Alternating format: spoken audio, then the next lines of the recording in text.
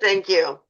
I'd like to call to order the Centennial School District Governing Board meeting for Wednesday, July 1st, a very special day. It's a regular agenda starting at 4 p.m. And I'm going to ask if I have a motion to approve the July 1st meeting agenda. Oh, don't all speak at once. So Make a moved. motion to approve the agenda. Second. All right, Melissa and Rose move to approve the agenda on the meeting. All those in favor indicate by waving at your screen and saying aye. Aye. Okay, we're good. Yay, you guys. You're so good. All right. The next is the election of officers. And what we'll be doing is we'll call for nominations, then we'll close nominations, and then we'll be taking the vote. I don't know that there's been a call for a roll call vote. If somebody feels like that's necessary, we can certainly do it in that way. But we can also do it depending on how many people we have running for the different positions. What else do I have to say about the election of officers? Anything else? No. Oh, the only other thing is that it's kind of been normal and customary for the current chair, me, to continue with the meeting because it's sort of unfair to put the person in the position of, oh, now you're chair, yay. Now you get to take over a meeting. So we're going to make the assumption that I'll continue with the meeting today, even though I will no longer be chair. Yay.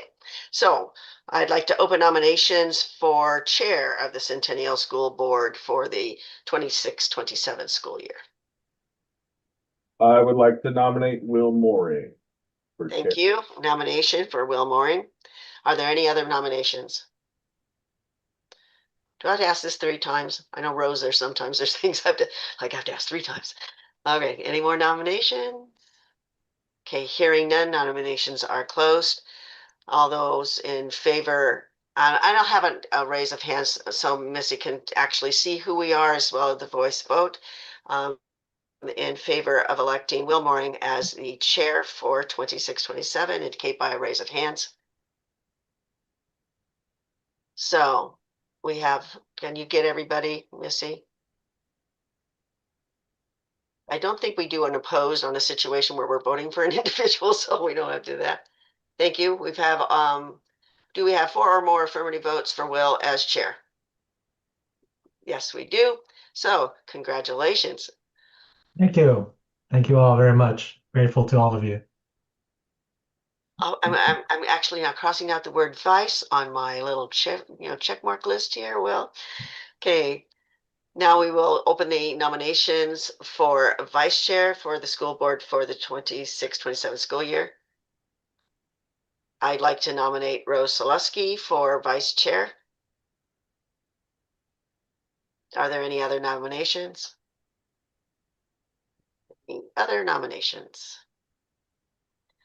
Okay, no other nominations. So I'd like to show with a show of hand vote, vote for vice chair with Rose Soluski as being nominated. All right, we have it all. Thank you so much. We have 4 more votes in the affirmative for Rose. Congratulations, Rose. You are the vice chair for our next year. So appreciate you guys saying that you're going to do it. Yay. It's important. It's really important to have people step up for the leadership role. And it's nice to see that you are all in of a like mind. Okay, we now have on our agenda the Disability Pride Month proclamation. I apologize, I just got out our speaking list. You know that it's kind of normal and customary for us to share the responsibilities of reading the proclamation. I did send it to your personal email. Does anybody need a little time to find it on their personal email? Because I did, I was just, all right, we're good. So the Disability Pride Proclamation, we're going to start out with soon-to-be chair Will Mooring as our vice chair, starting by reading the first couple of paragraphs. Okay, good afternoon, Centennial community. This is our Disability Pride Month proclamation.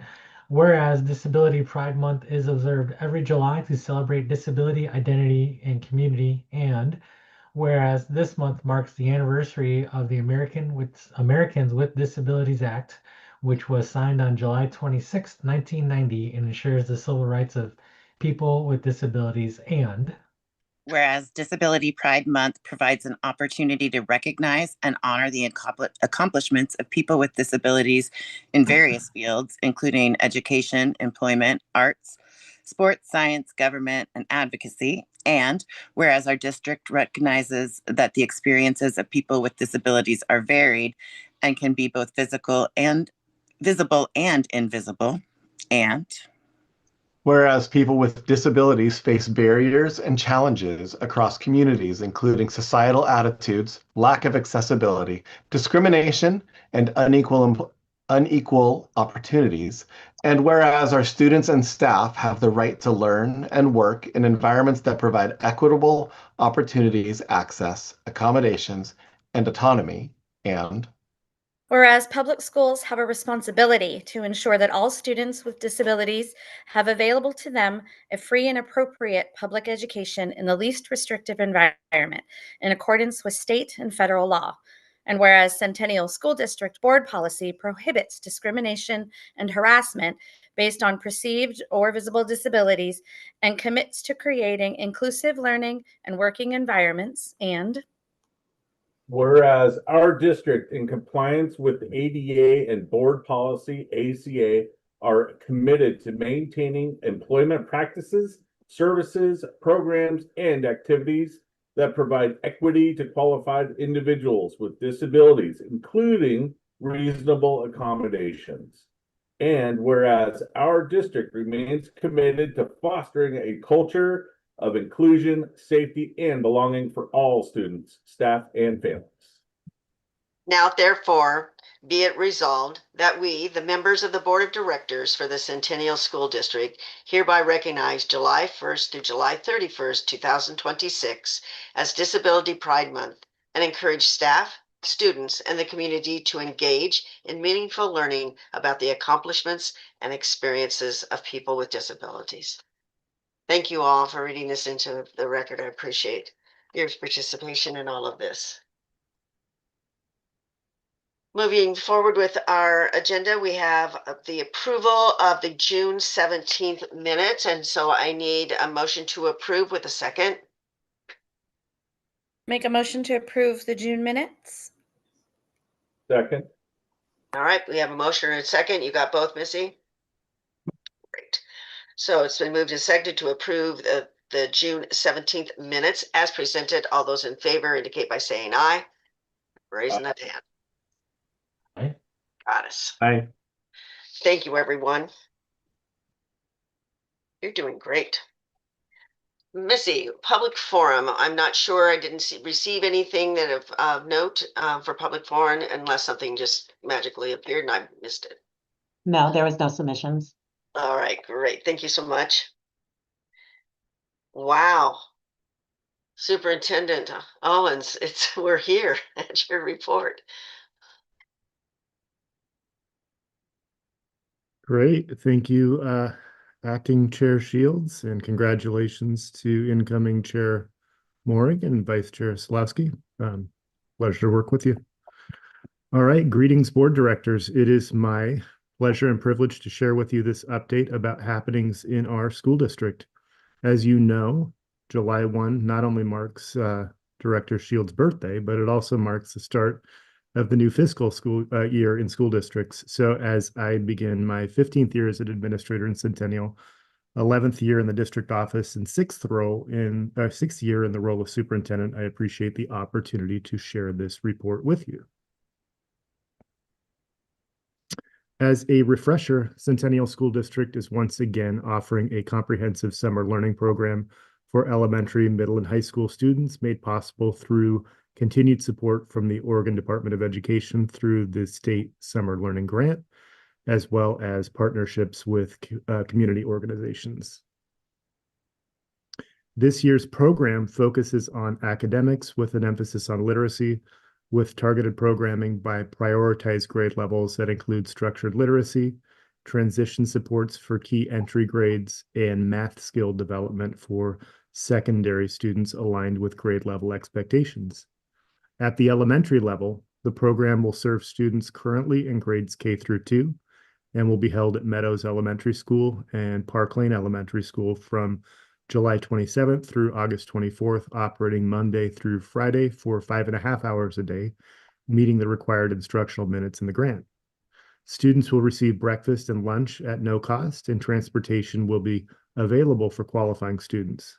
Students in grades 3 and 4 will participate in sun-coordinated experiences that blend academic and enrichment opportunities throughout the day, concurrently with the academic summer school.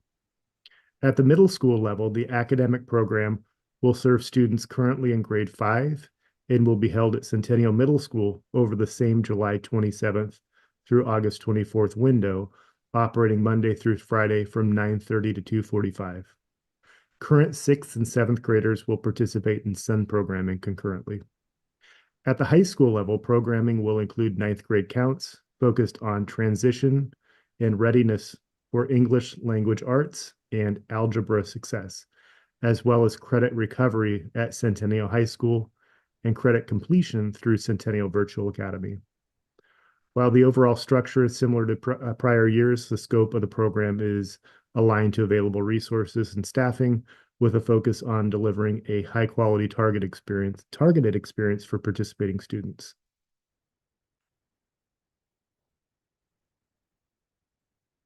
In addition to providing free breakfast and lunch to all summer school attendees, our dining services department is once again participating in the summer meals program. The program provides meals at no cost to any child in our community 18 years of age or younger. These meals will be available at all of the summer program schools I just mentioned, as well as several community locations such as Park Lane and Verdell Rutherford Parks. Information about summer meal locations and times can be found on our district website.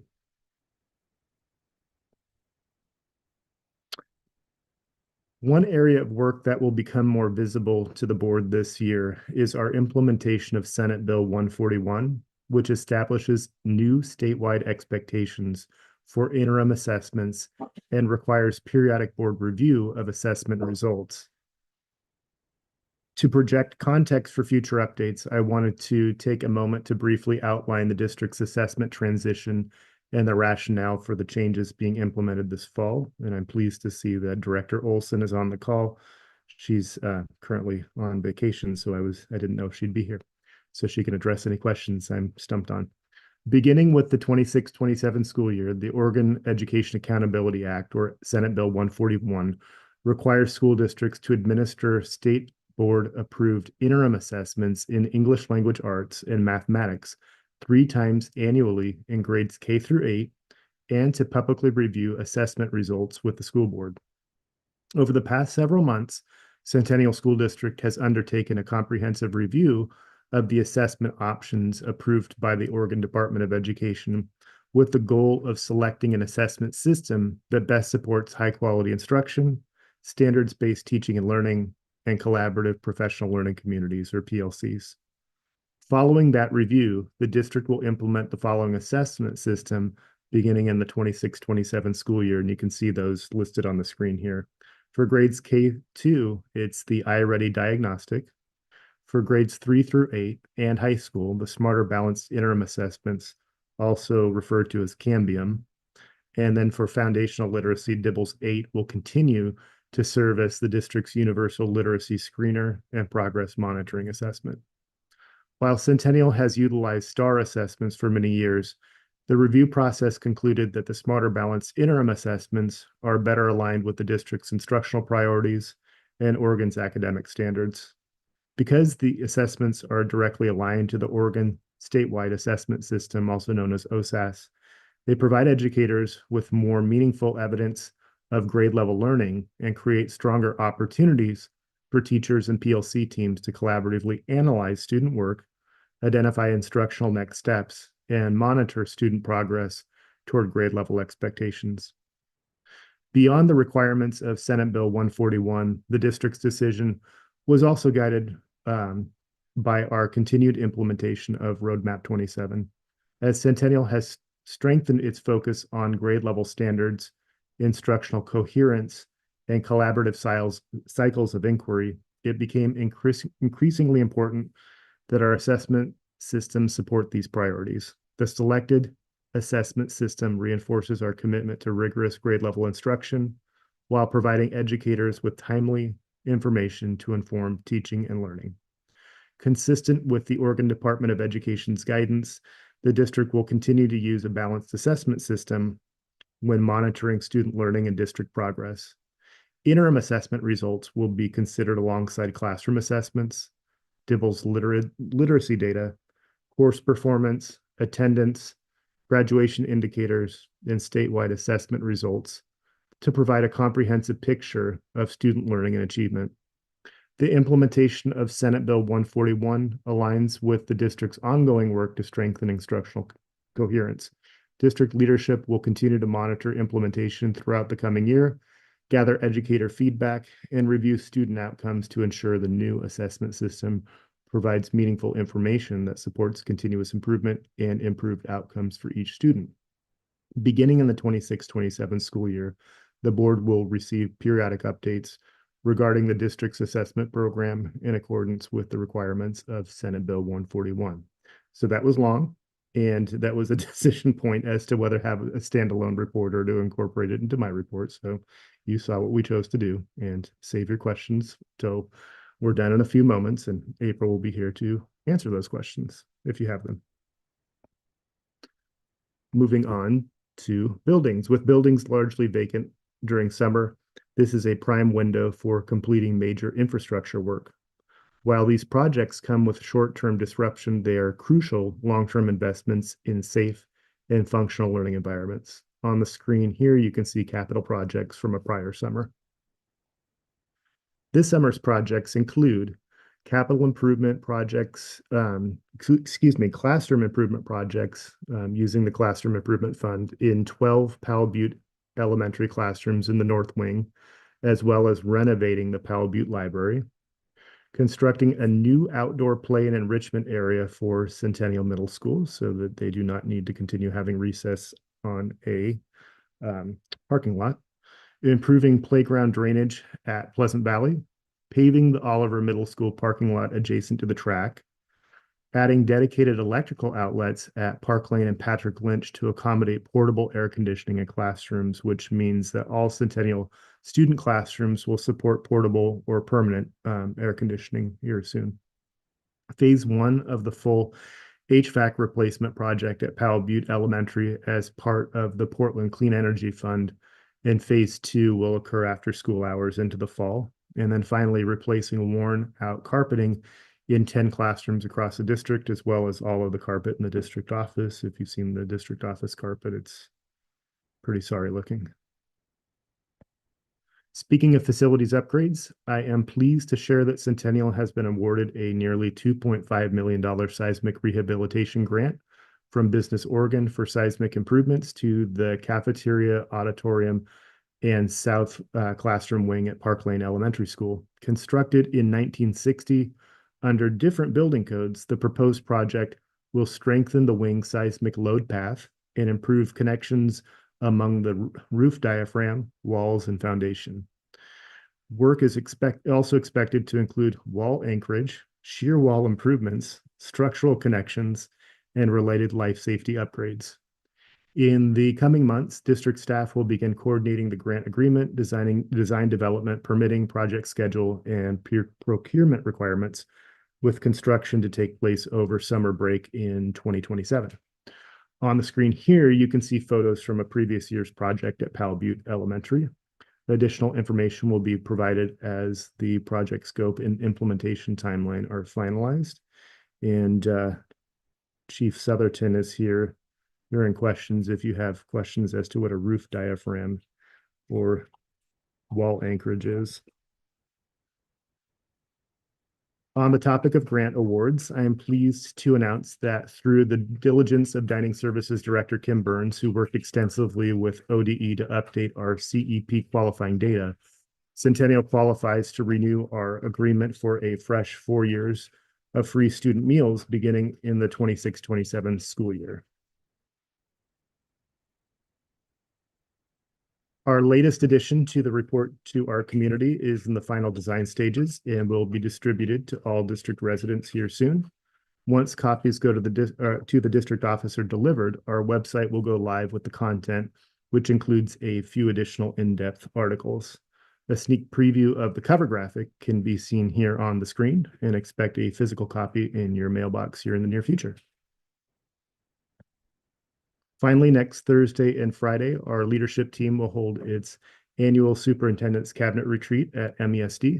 This retreat is designed to strengthen our leadership culture through relationship building and trust, reflect on team functioning and alignment, deepen our learning around high-performing district practices, and focus our leadership on disciplined implementation of Roadmap 27 as we enter the fourth and, believe it or not, final year. This is a key opportunity to ensure our work is grounded in shared strategy, purpose, and partnership as we prepare to welcome students and staff back in the weeks ahead. So even though it's summer, there's a lot happening here in the district. And with that, I welcome any questions or comments that you may have. And that concludes my superintendent's report. Thank you, Superintendent Owens. And since we're in a virtual environment, it's always best to kind of go around the horn here, so to speak, and ask your questions. And we'll start with Jess. Thanks for the report, James. My question is about the summer learning. Were we able to have all the students that signed up? Was the funding able to accommodate all the students? Director Olson can field that one. Yes, every student whose family expressed interest for them to participate in summer school has been accepted into program. Great. And were we able to accommodate any students from other districts? I know there was a little bit of chitter chat about that because of lack of funding in other areas of the county. Right. No, just Centennial students participating. We extended the offer kind of verbally, not formally, and I didn't hear back from the other districts around us as to interest. I don't know, Director Olson, if you engaged in any follow-up conversations. No, I did not. Thanks so much. Soon to be Chair Loring. Thank you. Going back to I think it was a seismic grant for Park Lane.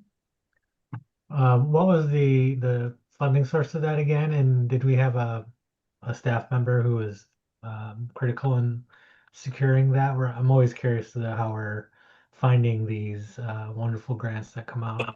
Yeah, I believe this is our fourth seismic grant, and Chief Southerton here will address that. Yeah, great question. So it's through Business Oregon in the state of Oregon. They have seismic improvement grants, and this grant is specific to government properties such as school districts, fire departments, and other similars. It's a subset authorized by the legislature. So, and as Superintendent Owens shared, this is our fourth grant. We work with our seismic engineer partners, ACS, as well as our capital construction partners, RNC Management, to identify this and make sure that we have compelling application packages submitted. I work with them specifically on those each year when it comes around. We've got several other schools that we'll be applying for in future years as well. As Superintendent Owens said, this is our fourth, but certainly hopefully not our last. And Scott Rose with RNC Management, I believe, has been critical in being able to write and source these grants. So hats off to him. Awesome. Agreed. Yep. Thank you. Director Newman. I was just testing if the spacebar actually unmuted me. I appreciate the report. I did look up what a roof diaphragm was as you were talking because I was curious at that term. But I have no questions. Thank you. Are you going to tell us what it is? Yeah. It is a lot of technical terms essentially to help the roof and building withstand lateral forces. And there you have it. Director Solowski. Thank you. I was just curious with those list of capital construction projects, did any of those use the special classroom improvement funds that we set aside? I'll let Chief Southerton, you'll hear that I call him that now because he has a title change. So kudos to him. Well deserved. But I'll let him address that. But the classroom improvement fund, is to what I know, is going to renovate the Pal Butte projects for the 12 classroom spaces in the library Paul, anything additional? Nope, that's correct. Thank you. It's great to see that being used. Paul, can you tell us what the projects are that are going to be done in the classrooms, like what the enhancements will be?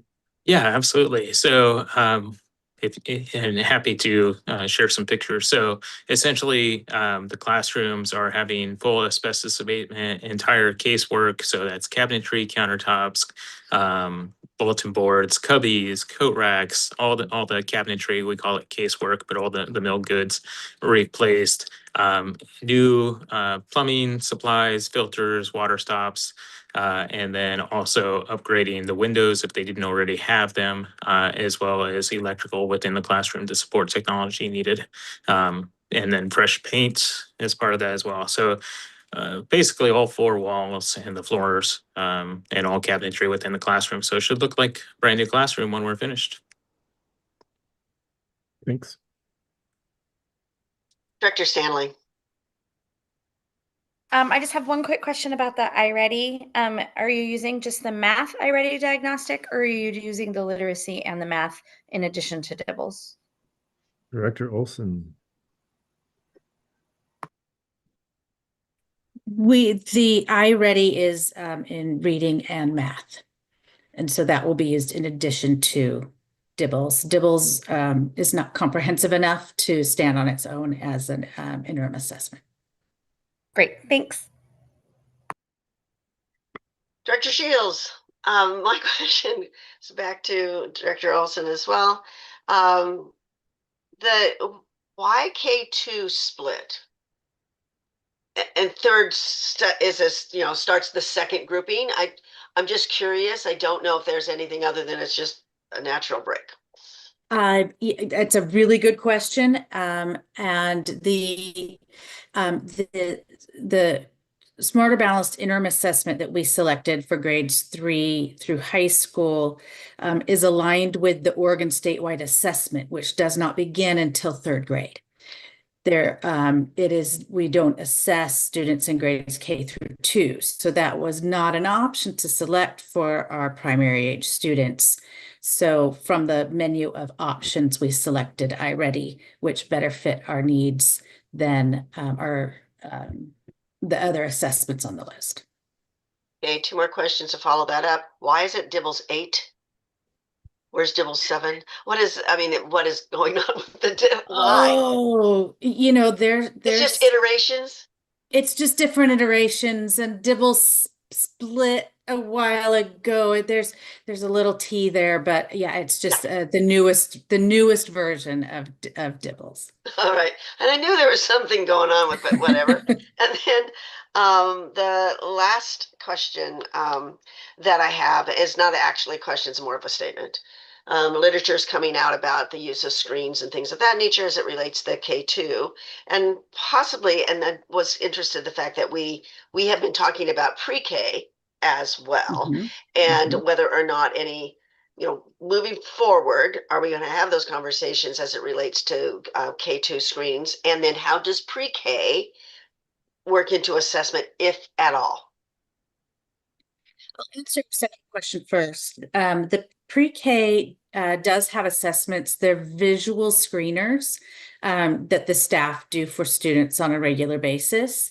So they aren't assessments that the students themselves take.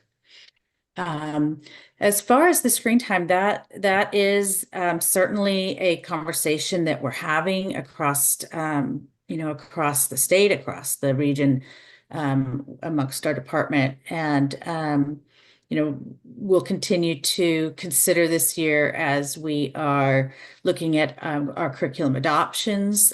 We purposefully chose not to go with the virtual version of the elementary social science adoption. The assessments are delivered on a screen, but really our K2 students don't have much other time that they should be on a screen if they're working within our core adopted curriculum. Thank you. And before Director Selesky, I want to piggyback on Director Selesky's comment. I really appreciate hearing about the Classroom Improvement Fund that was established a couple of years ago. It's good to hear that we won, that we have it, and that we're not at the mercy of the fluctuations of our budget, that it's something that is set aside and that staff can look forward to seeing the improvements made across our campuses. So, kudos to you. Director Solosky, you have an additional question. I did. Y'all got me thinking. And I think that I just heard you answer it, Director Olson, but I will confirm. Is the iReady, is that online only? Is there paper versions or some sort of like person to person version if kids struggle with the screen time, or if that makes sense for their plans? Absolutely. As far as I understand, the iReady assessment at primary is given individually by the teacher to the student in real time, but it is done on a tablet. Thank you. Any other questions, directors, before we let everyone hear from the cabinet and superintendent off the hook? And Director Olson then could maybe go back to her vacation. All right, seeing none, hearing none. Thank you so much, Superintendent Owens. We are moving then on to confirmation items. So your confirmation items are listed in your agenda. And as usual, I'd like to hear a motion to approve as confirmation items as listed, and then a second. Motion to approve confirmation items as presented in the agenda. Seconded. Yes, got a couple seconds in there. That's great. You guys are so good. All right, it's been moved and seconded to approve the confirmation items as listed on the agenda. All those in favor indicate by raising your hand and saying aye. Aye. Aye. Aye. Anyone opposed? Thank you so much. Missy, did you get the appropriate move and second? Okay. Yay. So, board members, we are into the board action items. We're not listing any old business at this time. We do know that we're going to do some finalizing of a couple of the superintendent policy changes. So that should be something we'll be looking forward to. And then right now we're between the new business, which is our self-evaluation process and approving the superintendent evaluation and contract extension. So Missy, are we getting in contact with Vince for our... Oh, hi. Yep, he's right there. There he is. All right, you're on the agenda next, Mr. Adams. So, board members, this is from Oregon School Board Association, Vince Adams. He has been working with the Centennial School Board for a number of years now. And when we have questions, oftentimes we say, well, we better call Vince and check in with him and see if we're on the right track, whatever the question might be. So he's here today to talk to us about evaluation process for board members. You did give us some homework. So we need to, if we need to pull any of that up, let us know, please. Or you can reference it. All right, great. So is there anything else that you need from us before we just like turn it completely over to you? No, I'm happy to begin. All Chair, right. Chair Chair Shields, incoming Chair Mooring, Superintendent Owens, and Centennial Board, and staff. It's a delight to be back with you. I just want to reflect for a moment. Oftentimes, uh, districts don't call OSBA when things are going well. And so I just want to reflect back. I've had an opportunity to watch the board and staff do some work together, and it's just a delight to watch a board working closely with your staff, asking nerdy questions about roof diaphragms and trying to spill the tea about assessment literacy. So it's just really wonderful the way you folks, this team is interacting and working together. So And I'm just excited that you want to go to the next level. And the way that we do that, there's two powerful tools that we have to foster the working relationship that this group is enjoying. One of those is superintendent evaluation, and the other is board self-assessment. Both are related to accountability, holding ourselves accountable to the high standards to provide the very best that we possibly can for our kiddos. And so thank you for bringing me alongside to dive into this topic.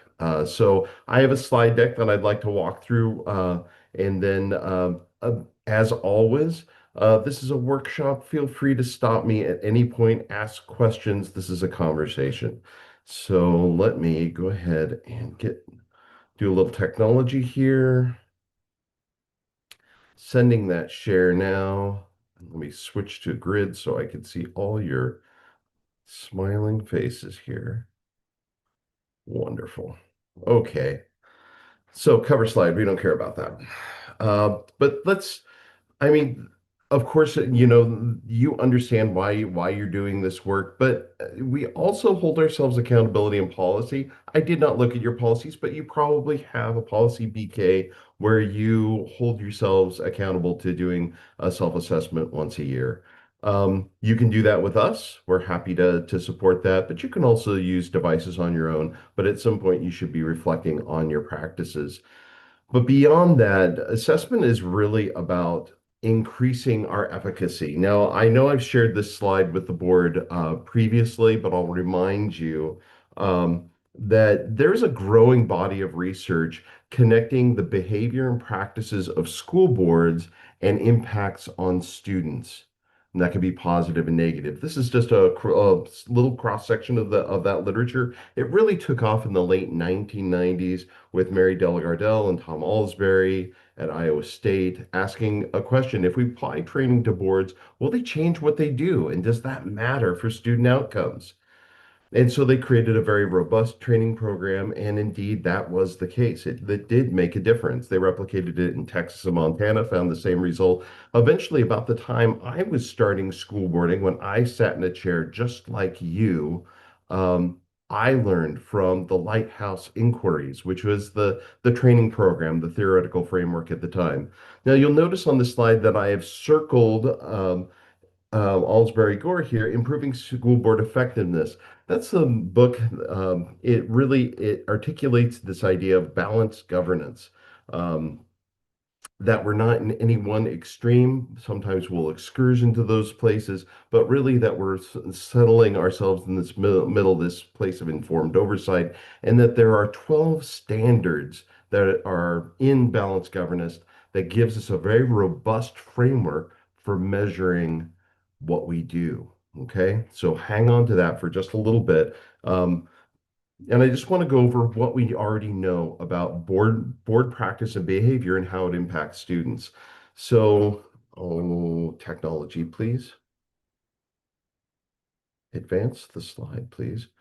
So this is a cross section of some of that research. These are the behaviors of high performing boards. And I apologize for a texty slide, but I really want to draw your attention to the left side, those bolded ones. And these are these 6 things. If we're doing these 6 things, we can expect positive impacts. If we're setting a vision, I love the roadmap 27, that you're following your strategic plan and that you're walking your way through. So setting a vision and goals for how you want to impact students, setting clear expectations and a vision of high expectations for kids.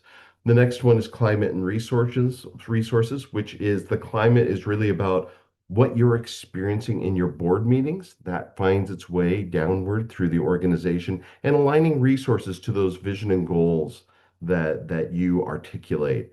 Next is data and monitoring. The board was just talking with staff about how you're going to track progress with your kiddos. That's the assessment literacy, that SB 141 conversation. That's exactly what you were talking about. Holding the system accountable, holding yourselves accountable to that, monitoring progress, and being data savvy. And just based on the questions that the board was asking, I already know you're data savvy and that you already are consuming a regular regimen of data. Next is cohesive teaming, which is just a snazzy academic word for what the board is doing right now. You are meeting together as a leadership team, the board, the superintendent, the administrative professional, and we also have district staff in the room, your district experts in the room, working together as a team to learn together, to practice unified governance and creating shared beliefs and values about what's possible for kids in your district. Community engagement is roundly a role of the board and something that's crucially, it's essential. And it's something that the board is uniquely equipped to do. It's incumbent on you to build public will to succeed, to bring community into your governance process and build that collaborative relationship with community and the district. And the last one here is policy and accountability, with an emphasis on policy, because that's how we operationalize our governance. You maybe meet once or twice a month, but in these intervening days, your superintendent and district team need to know what you expect of them. And say that through our policy. So crucially important. So these are the behaviors of high performing boards. Okay. But let's flip the coin. We have research on the other side. So, this is a summary slide. We've already talked about this.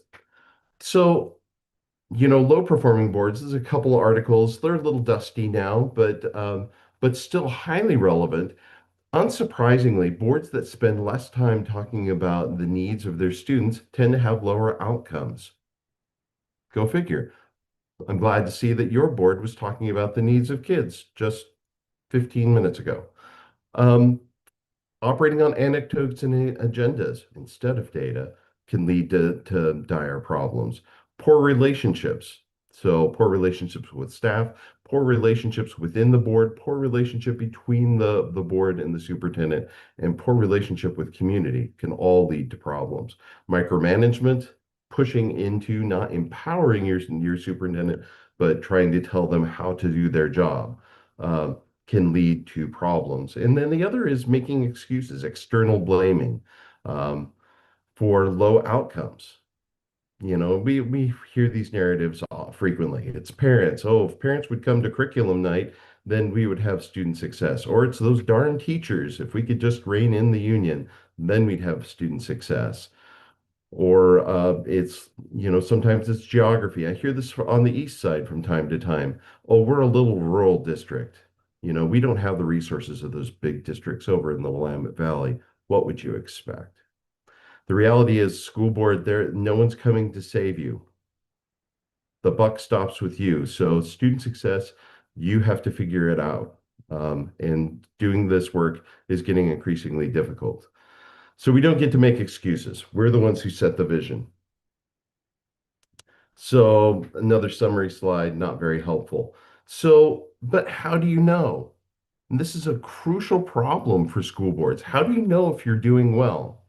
Because the reality is that none of you knew what you were supposed to do until you sat down in the seat and started doing the work. And if you go out into public, no one knows what you really do.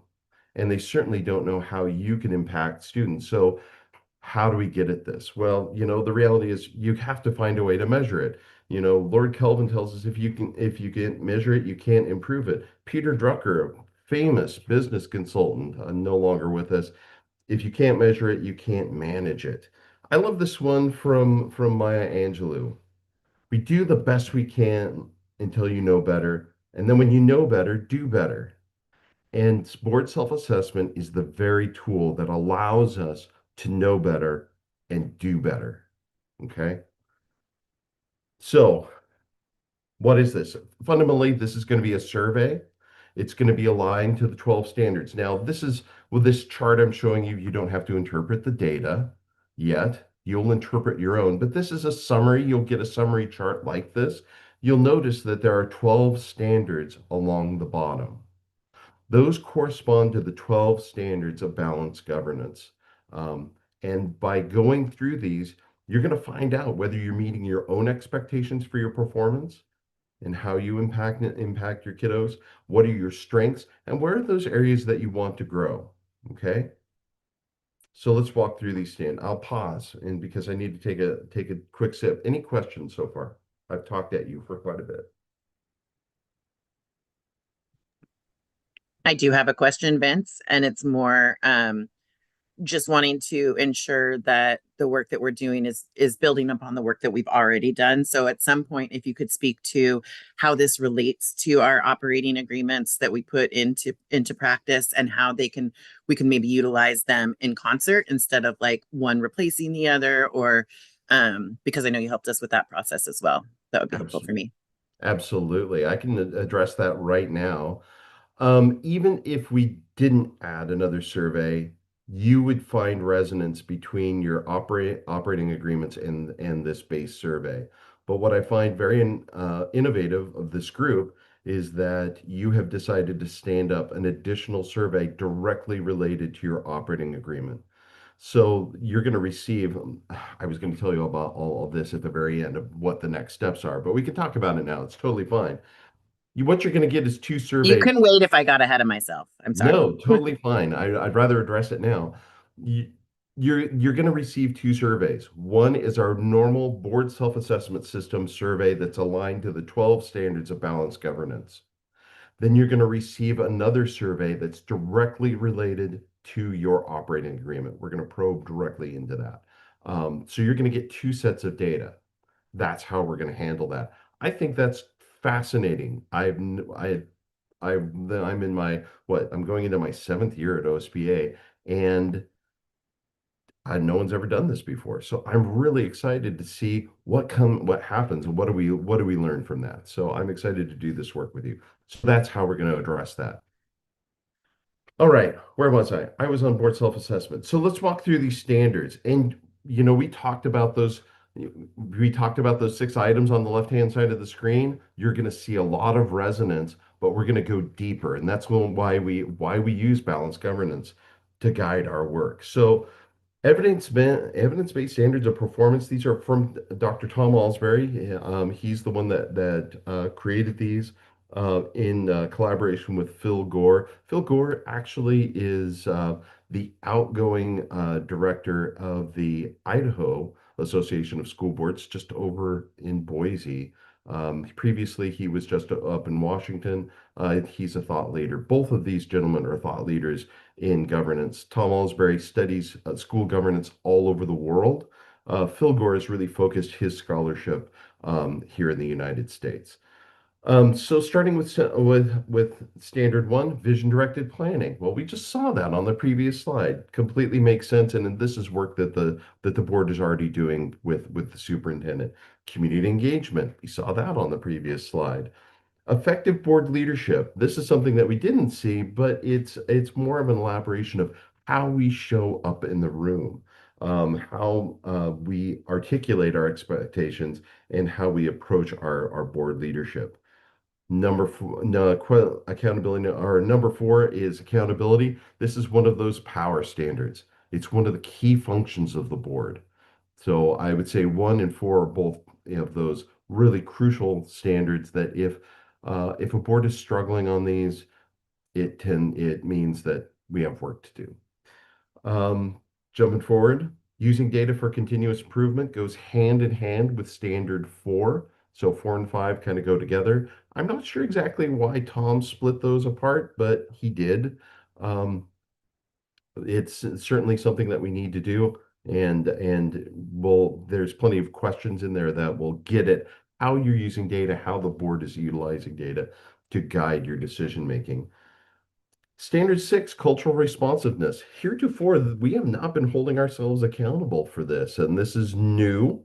You know, it's an elaboration from Lighthouse. So we didn't ask that in the Lighthouse self-assessment. So, but the reality is, if 100% graduation rate, if all kids need to succeed, we have to learn, we have to govern in a way that the district can meet each and every kid where they're at, and that's what cultural responsive is about, and that's what we have to hold ourselves accountable to.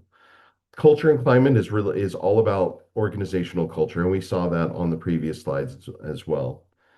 Learning organization, go figure. We never held ourselves accountable to this previously, but you are governing a learning organization. Is your district a self-renewing system where you're learning and growing and becoming better in your practice over time? And so how do we govern to ensure that that happens? That starts in the boardroom. The fact that you're doing a self-assessment indicates, at least at a very basic level, you're doing something with 8, but I'm guessing it's probably more. You're probably doing well in this space. Going forward, systems thinking, another standard that is a very high function of the board, but seeing ourselves as a school district that is in a local governance system with our municipal and county partners, a system of supports for children and families, and seeing ourselves as part of an educational system within the state and within the country. So viewing that and realizing that if we make changes in one part of our organization, that will have a cascading effect elsewhere. It's a fundamental concept inside our budgeting process. So, ensuring that we have systems thinking. So we have a series of questions for that as well. Innovation and creativity. I know I've said this to this board before, but I'll say it again. The expectations on K-12 education have fundamentally shifted in the last 30 years. Back when I graduated from high school in 1987, we had a 70% graduation rate. That means 30% of the kids didn't graduate, and everybody was satisfied because the economy could account and support those kids. Today, that is not the case. We are literally rebuilding the plane as we fly it. So we have to hold ourselves accountable for innovation and creativity because we have to do that work. I'm sorry. Standard 11 is when we think about school board work, this is the standard. How we show up, how we conduct ourselves in our meetings, our ethics, our relationship with the superintendent. This is the bread and butter of board work, as is Standard 12, which is budget and finance. So you can see that these standards take a very comprehensive and deep look into the practice of a board. Highly effective. Okay, so the evaluation cycle, it all starts with board self-assessment. You're doing one with an add-on, so you're going to be looking at your operating agreement as well. So we'll go ahead and once you've responded to that, I will analyze the data. I will provide the data report to you, and then we'll meet again. We'll debrief the data, and then we are going to do goal setting because it's it's a useless exercise unless you turn it into action.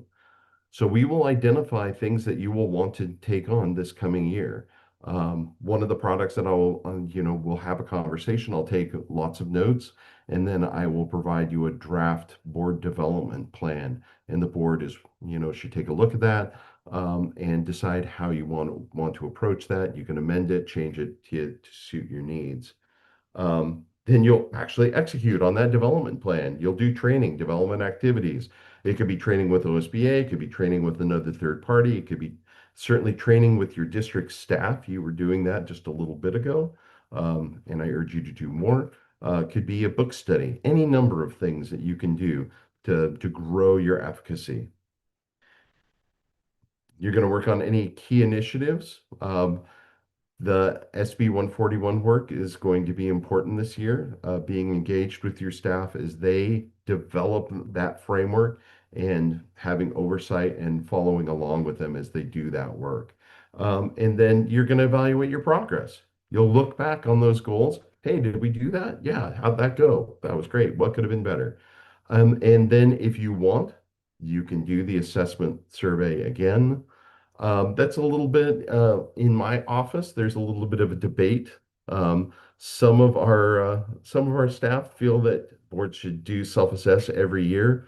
I think this tool is robust enough. It produces enough information that you can just reflect on your progress in the first year, refresh, set some new goals, and keep going. I think it can have a 2-year shelf life. But if you want to reassess, happy to walk with you and help you with that. I'm trying to see what's the next slide. Just coming back to the idea of impact here, how school board, individual members show up in the boardroom, impacts the board's work and board culture. And that finds its way into organizational culture vis-a-vis your superintendent and the staff that work with you. That ultimately finds its way into classrooms. There's a horrible saying, I hate it. When the school board makes a mistake that night, it's in classrooms the next day. But we know, based on the education science, that the opposite is true. That if the school board gets it right that night, it's in classrooms the next day, especially now because you're doing school board on YouTube and people can watch you. And ultimately, that impacts kids.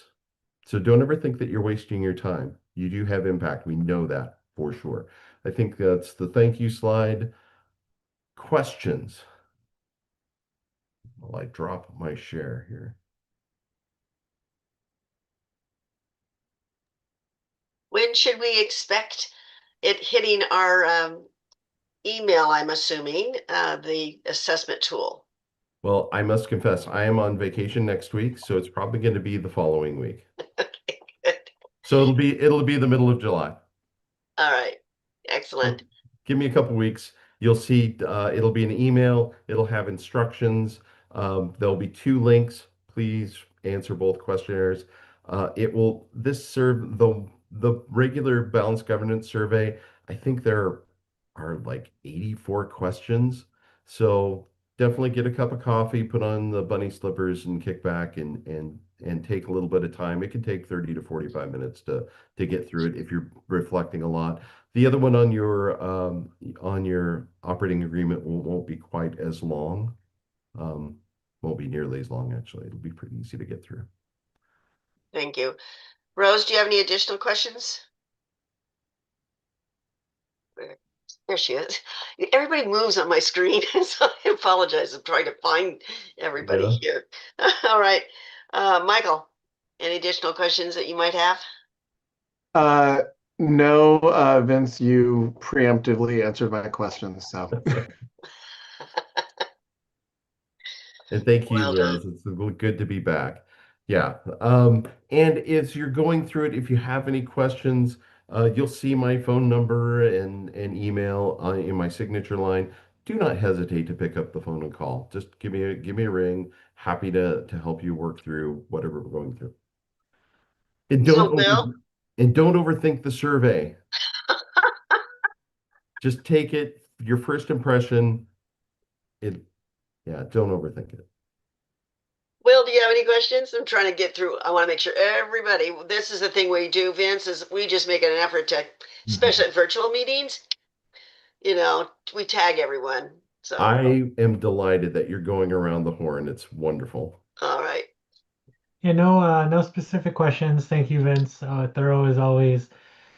Directors, based on when we get the survey, expect to hear some follow-up on due date completion so that Vince and his team have time to analyze, debrief, and then present to us for our August retreat. Jess, questions? No questions. Thank you. Thanks a lot for seeing us through this process. My pleasure. And Melissa, I don't see you on screen, but it doesn't mean you're not there listening. Do you have I'm any here. questions? I just can't get my video to work, so I'm sitting here as a black blob, but I promise I'm really adorable. So just envision that. And I don't have any questions either. So Great. All right, great. Then anything else that we're good? Vince, you got everything you need from us? I do. I'm good to go. All right, excellent. Thank you. Then we'll be seeing you again. I will see you on August 12th. All right. Thank you so much. Appreciate it. Thanks much. Take care, folks. Bye. Bye-bye. Thank you, board members, for your attention to that. It's been something that's been coming up in our agendas over time, or question about it. So gives us an opportunity to think about that. He did give us homework. I got one thing kind of sort of read, but the second I did not. I guess that's something that I'll fess up. But we should probably remember that that's in here as well for us to review. So just point of information. And I believe Pam? he will probably give us a push to be able to say, hey, you've got something to look at or do. And new leadership team, text us, do what you need to do to get us to do these things, because some are sometimes difficult to And yeah. is the homework, what were the two documents that were Yes. in the minutes for this meeting? Okay, Yeah. thank you. Yeah. Yeah, and I don't think we received anything else per se that was homework. There's a number of things that are listed on the OSBA website when it comes to board assessment. There's quite a few resources there, but I think he wanted us to hone in on these. And I'm pointing to my other screen, so I apologize for this kind of situation going on here. Alrighty, then we are moving back to the agenda, and the next agenda item is to approve the superintendent evaluation and contract extension. So what I want to do is get a motion to approve, then with a second, and then we'll do discussion. That way we'll keep it all within that tighter box, because this is a very important thing. So do I first have a motion to approve the superintendent evaluation and contract extension? I move to approve the superintendent evaluation and contract extension. Second. Okay, we've got a motion and a second. Now we're going to open discussion. Prior to going around the horn, as we've been doing, I just wanted to give you a little background. I wanted to tell you I'm very excited that the evaluation summary statement that we created was we created. You each participated, with the exception of one, in feeding back in that feedback loop. So much appreciated in that. So you have that information again here in the board book as well. You also have a board note. So if you haven't had a chance to look at that, you might want to do so. I think it sums up what our process is. So with the board note, with the motion to approve, what we're going to do is go around and see if we have any questions, discussion, etc., before we take the vote. So we're going to go now from the top of the list again. So Jess, any questions, comments? No questions, comments, follow up. Thanks for putting that all together. Keep it on the summary. Summed it up. Okay, thank you. Vice Chair Mooring.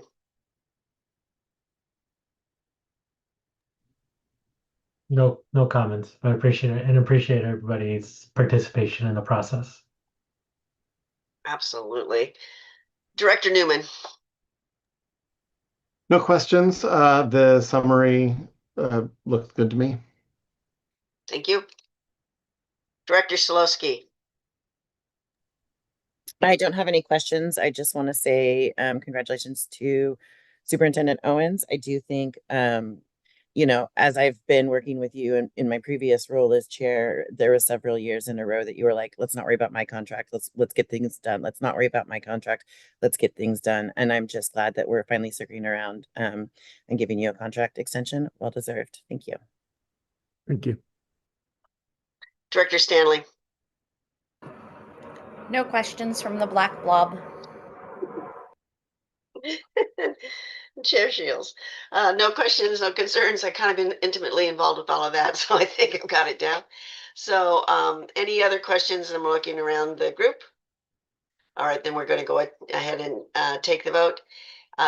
Again, let's make sure, show of hands, an aye, and then making sure that we get an accurate count if there's anything other than the ayes. So all those in favor of the contract, the superintendent evaluation and contract extension for Superintendent Owens, indicate by saying aye. Aye. Aye. We even see we see the hand in the black blob, so we're good on that. All right. Are there any objections to the motion? Any abstentions to the motion? Okay, show that as a unanimous carry at the motion. Yay, you guys did great. Thank you so much. We are at future agenda items. Superintendent Owens, I think that is where you jump in here. Yes, so we have the board retreat coming up, and Missy, do you have the date at the ready here? August 12th. August 12th. we still need to meet with our newly elected board leadership to plan that, but what's tentatively on the agenda so that you can know what to expect and or weigh in if you think that something might be missing here. A team building activity, 60 minutes with DLR to talk about the status of long range facility planning, update on progress, and then talk about what the work is going to look like going forward into the fall. The board self-assessment that you just went through with Vince is tentatively scheduled for 1:30 to 3 in the afternoon. We also have scheduled to talk about strategic planning, our year 4 priorities, what we're planning in terms of 2027 to 31, and then some information about the third trimester report as well. I'll intend to preview the work plan for the 26-27 school year. And then, as we typically do, look at whatever committee or representative assignments might be and see who wants to do what this year. So that's what's tentatively sketched out. Okay, board members, any questions for Superintendent Owens and the future agenda items as it relates to the board retreat? Missy, you'll reach out and let me know when we can set up a time to come in. Yeah, it'll be next week sometime. That's right. You guys will I'll have be to out set until up, Tuesday, so I'll reach out next week. set up a new time for your new schedule. All right. Any good of the order? No. Oh, I see your hand, Melissa. Thank you. Just a slight good of the order. I will say that reminder, Mount Hood Rep is renting the summer auditorium. And I wanted to give a shout out to Michael Newman, whose daughter has joined our cast. So now 2 school board members are going to be at you to attend the show this summer, starting August 7th, closing on the 23rd. James has the QR code he's going to put out in information, but I'm sure Michael and I could get you everything you need. So, and also thank you, James, for the late night rescue the other night. Appreciate it. No problem. Happy to help. All right. Happy birthday to me. Haha. Happy Another year birthday. for my Birthday, son. Pam. Now I'm gonna make my Happy husband take me out birthday to dinner. to you. Thank you, thank you. I think Rod thought he was going to be off the hook. I said, no, the board meeting is early. It'll be done before dinner. Poor guy. Anywho, all right, guys. Then I think we can call for adjournment at what time? 5:07 p.m. And Will, you're, we did good about getting out of here. Go That sounds USA. yes, go USA. That sounds very. Oh, yes, it's like, I know. There were several of you that I was worried about looking at other screens for legitimate purposes. All right, guys.